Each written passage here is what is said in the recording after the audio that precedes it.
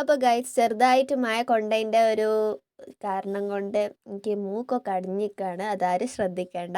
അപ്പോൾ നമ്മൾ ഇന്ന് ഒരു കാർഡ്ബോർഡ് വെച്ചിട്ടുള്ള ഒരു ക്രാഫ്റ്റാണ് ചെയ്യാൻ പോകുന്നത്. എല്ലാവർക്കും യൂസ്ഫുൾ ആയിരിക്കും, പ്രത്യേകിച്ച് ഗേൾസിനൊക്കെ. നമ്മൾ 3 കാർഡ്ബോർഡ് പീസസ് ആണ് എടുത്തത്. ഒരു 15 സെൻറ്റിമീറ്റർ നീളവും ഒരു 3 സെൻറ്റിമീറ്റർ വീതിയും ഉള്ള ഒരു ഇതാണ്.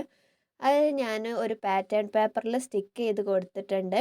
പാറ്റേൺ പേപ്പർ വേണമെന്നില്ല, നിങ്ങൾക്ക് വേണമെങ്കിൽ ഫാബ്രിക് കളറോ അക്രിലിക് കളറോ യൂസ് ചെയ്തിട്ട് പെയിൻറ്റ് കൊടുത്താൽ മതി. എൻ്റെ അടുത്ത് ഇങ്ങനെ ഒന്നും ഉണ്ടായതുകൊണ്ട് ഞാനിങ്ങനെ ചെയ്തെന്നുള്ളൂ. നിങ്ങൾക്ക് എന്താണോ സിമ്പിൾ അത് ചെയ്താൽ മതി. പിന്നെ അതിന് ശേഷം സ്ട്രോ വെട്ടിച്ചല്ലേ, അത് ഞാൻ ഗ്ലൂ അപ്ലൈ ചെയ്തിട്ട് ഇങ്ങനെ ഒട്ടിച്ചു കൊടുക്കുന്നുണ്ട്. പിന്നെയാണ് അതങ്ങനെ നേർക്ക് നിൽക്കില്ല, പിന്നെ നമ്മളെ ഉപയോഗത്തിന് അത് നേർക്ക് നിൽക്കില്ല എന്ന് മനസ്സിലാക്കിയത്. അപ്പോൾ അത് ഒഴിവാക്കിയതിന് ശേഷം ഈ പേപ്പർ സ്റ്റിക്ക് കട്ട് ചെയ്തിട്ട് അങ്ങനെ ഒട്ടിച്ചായിരുന്നു.